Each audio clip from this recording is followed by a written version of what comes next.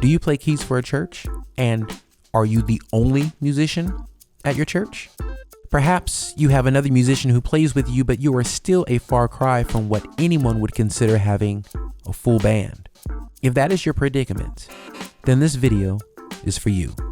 Here I will be talking about some things that us keyboard players can do to create a fuller sound. With the technology we have today, there are ways we can produce a rich sound for our services. In this video, I will be going over a few basic things that you can do as a solo musician or an almost solo musician to create the sound that you long to have. The tips I will share will not require you to learn any new scales, chords, or voicing, so no matter what level you are at, you can implement these things right away, or perhaps have an idea of what your next gear purchase should be to get your desired results. Let's get started.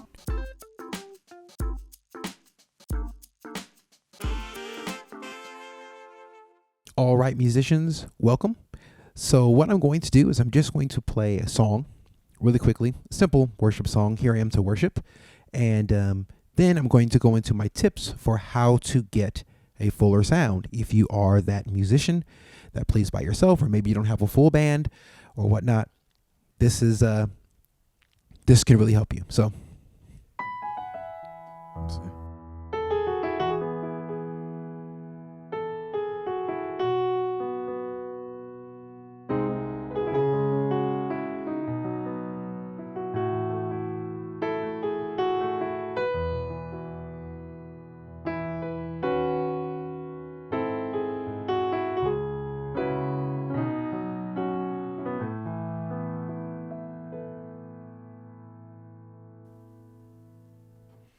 All right, so tip number one that I want to give you is use layers. With most keyboards and pretty much any kind of software or anything that you're using today is going to give you the ability to use layers in your playing. So a layer, for those who may not understand the verbiage, a layer is when you have two sounds happening at the same time while you're playing the keyboard. And so one of the layers I always add to all of my instrumentation is a pad. A pad just has an ability to fill out the sound. So you go from this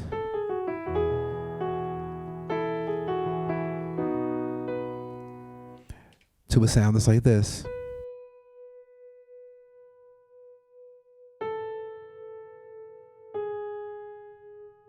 And you can just hear it in the background. A pad is one of those things where it's not really heard, but it does fill out your sound.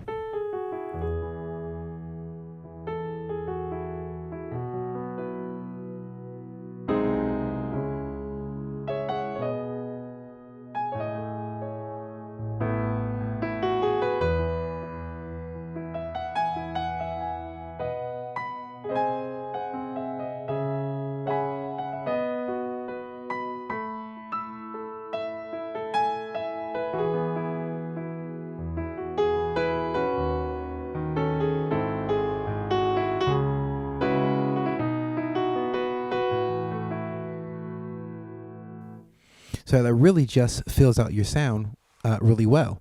You could turn it up, or you could have it in the background where it's, barely noticeable.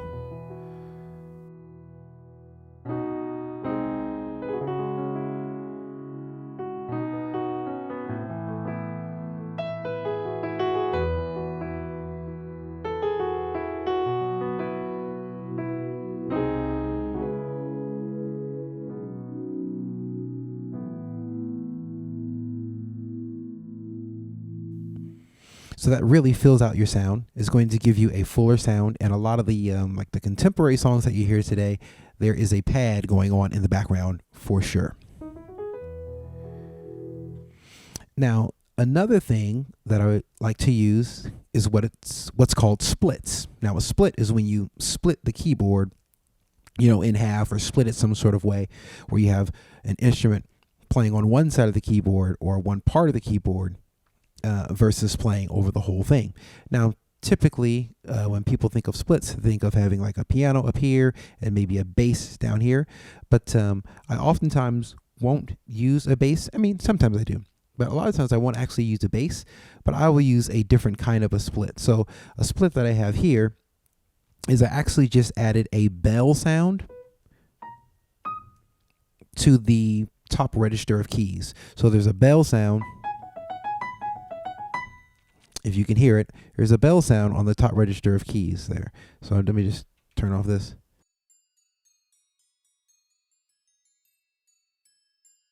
A simple bell, but down here, there's no bell. So technically speaking, it is a split. Okay. So you come here and I play.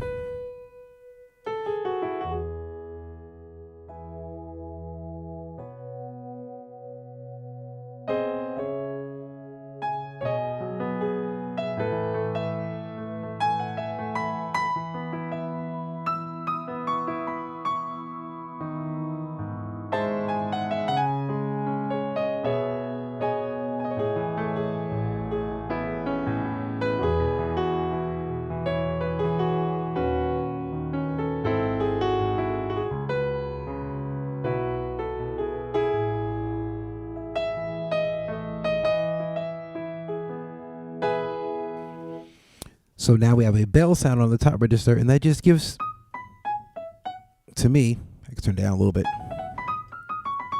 It gives the piano in the higher register more of a little sparkle. So it's something that's subtle, but it adds to the sound.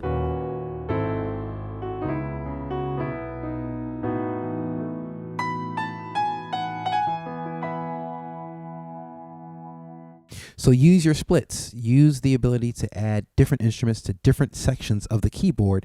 It is going to make your sound fuller. And one of the last things I like to talk about that I add, and now it really kind of depends on the songs, and of course even my splits and the instruments that I choose, that heavily depends on what song that we're playing or singing or whatnot. But one of the things I add oftentimes, especially if I'm in a kind of a smaller facility or a smaller church that doesn't have natural reverb, is I will add some reverb. So rather than my sound sounding like this, it sounds more like this. So now it has like a reverb trail, so it even fills it out even more. Here I am to bow down, here I am to say that you're my God. You're altogether lovely, altogether worthy, altogether wonderful to me.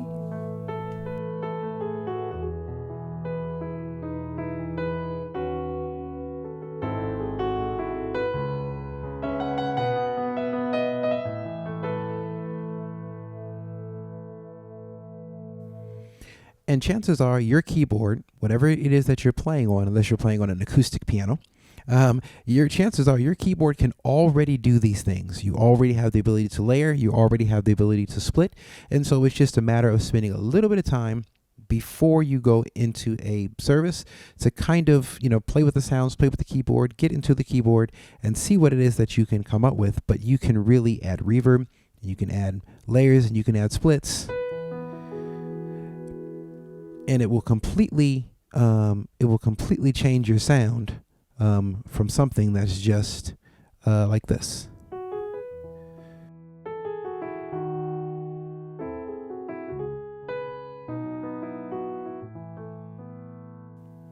And that's just the piano by itself, and it definitely has its place, but there are ways to fill it out as I did before. So that's those are a few of my tips there. Now let's get into a few more complex ones. So this next tip is specifically for musicians that are playing but don't have a drummer. And what I would suggest is that you'd add a drum track. Now there are a multiplicity of ways that you can add drum tracks to your set. One easy way is literally just to use like a tablet or your iPad, and you can add drum tracks just using your tablet. So that's one way that you can do it and play the drum tracks off of your tablet. or it may be possible that your keyboard already has drum tracks in it. I do have some keyboards that have drum tracks in them. This keyboard, specifically the Nord, does not have drum tracks. But again, you can use something as simple as an iPad. You can use your laptop. So a lot of people use Ableton Live. Ableton is the DAW that I use. That is the DAW of my choice. I use Ableton, and you need like a laptop, and you can play drum tracks off of Ableton. You can program those drum tracks however you want to in Ableton. So people use that as well. So I would recommend you adding some sort of a drum track. Now, I specifically use my Akai MPC-1 now for my drum tracks because it has like an Ableton Live kind of a feel, and I can do it without using a laptop. Now, I'm not against using laptops. I know a lot of people are. They have the whole software versus hardware kind of thing going on. I'm not against using laptops, and there are times where I will use Ableton Live in a live setup. But the reason why most of the time I use my MPC-1 now is because I typically prefer hardware over software in live situations, typically. And the reason for that is it just has to do with reliability. I have found that sometimes with my computer, it will update or need to update, like Windows will update or something, and then all of a sudden something is not working right, or it may crash, or it may say we need to update something right in the middle of a performance, or something won't come on, or something won't be working right. I just find that hardware in general has been more reliable in my experience for live setups. But that doesn't mean that you can't use a laptop. A lot of people do, to each their own. But that is something that will definitely give you a bigger sound. For instance, so I just off the camera, I have my MPC-1, and I'm just going to play a quick little drum beat, play the same song that I was playing before, but now we're going to have a drum beat, and it really does just add to the sound. Watch.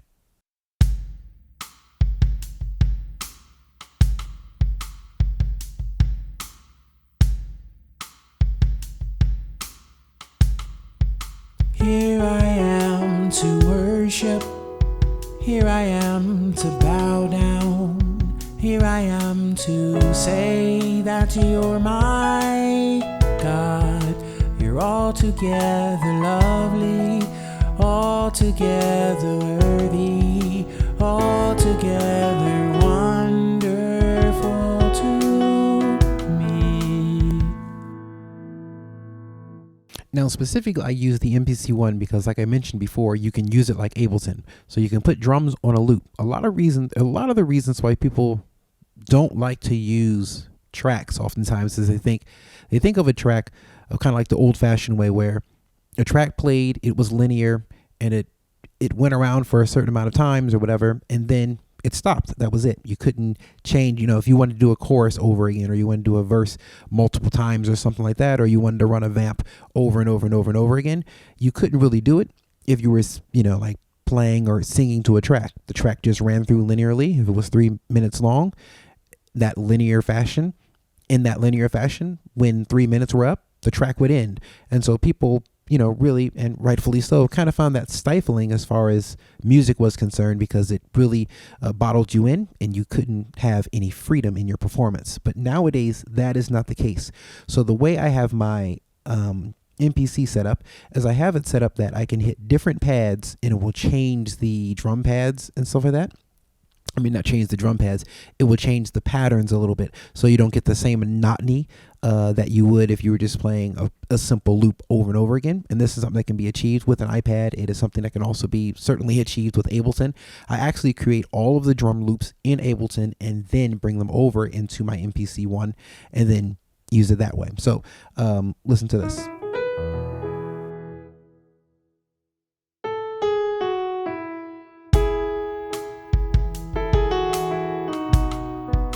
Here I am to say that you're my God. You're altogether lovely, altogether worthy.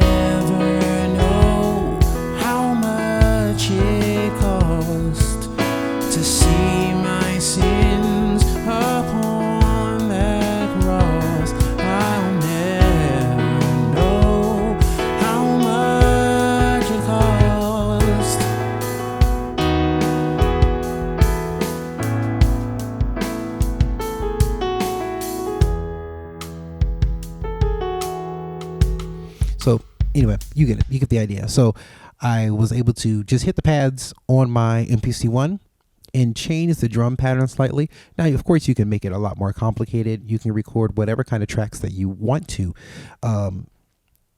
and have them in your DAW or have them in your iPad or your tablet or whatever. But what I do suggest, you find a way to be able to add drums to your playing if you do not have a drummer. Now, if you do have a drummer, you can always still add what people call a click track, so it has some sort of drumming percussion to it, and the drummer would actually have to play with the click track. It makes everything sound more full as a drummer is playing over a click track, for sure. But again, you're not stuck into doing things linearly, because it literally is it's on a loop, so you're not stuck with that. It's on it's on a loop. So I was just able to just hit a pad, and the drum track would change, and it can kind of break up the monotony of having a drum track. And again, I still think that even if it is a little bit monotonous, I think it's still a little bit better than not having any kind of a rhythm, like a drummer, not a rhythm section, but having any kind of a drummer whatsoever. So that is something that I use on a regular basis. Is I have tracks and stuff playing when I don't have a drummer. I have tracks and stuff playing so that the sound is more full. And so now we'll move into my next and final tip. So my next and final tip is kind of just like the one that I gave you with the drum track, except what you're going to do now is you're going to actually create stems. Now this takes a lot more pre-preparation in order to get your songs ready, but you can actually create your own tracks to play to. And this is something that you can do in Ableton, like in Ableton Live, and even some other DAWs, of course, you can do the same thing.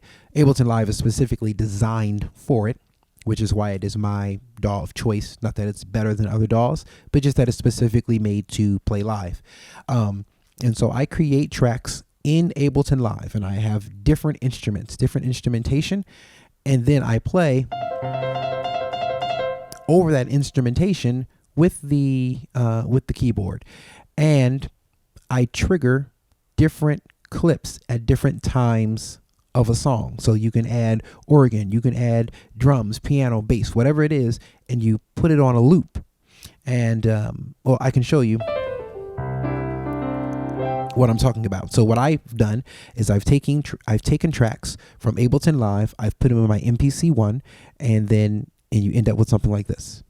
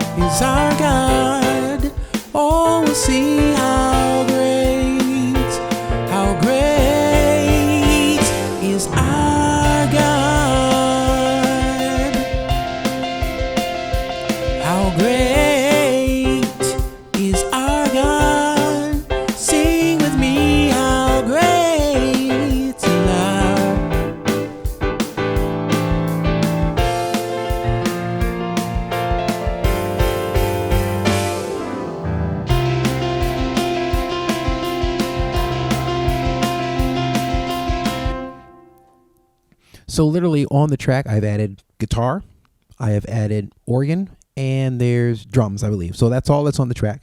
And it's just, they're just backing tracks to back me up while I am playing. Now, when a track plays, if I just leave it as is, it will just loop over and over again. And I can set up, the kind of loops that I want. I normally do loops that are like 32 bars long, 16 to 32, sometimes 64.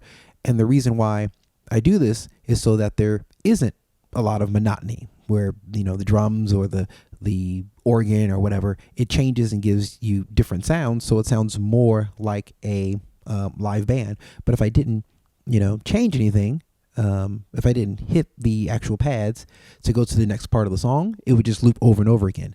That way, if you want to sing the verse over again, or you want to sing the chorus over again, or you want to do something different, you can actually do that. Now, this does take practice. If you have other people who are singing, or even other people who are playing and whatnot, you have to have rehearsal. This is not something you can just throw on and do. And do it well with other people without the rehearsal and without the practice. But I think the returns are really good. So if you weren't singing, somebody else was singing, they would have to make sure they gave you the cues early enough so you could, hit the button or cue the track, or, go, so the track will go to the next part of the song. They have to give you those signals and stuff early enough. And those are the kinds of things that just take practice. But you can literally do that with just one person singing and one person playing the piano. Or technically speaking, you could do it if you were singing and playing at the same time and get more of a full sound. But literally, yes, but the tracks would just loop over and over again. So the first track is the intro.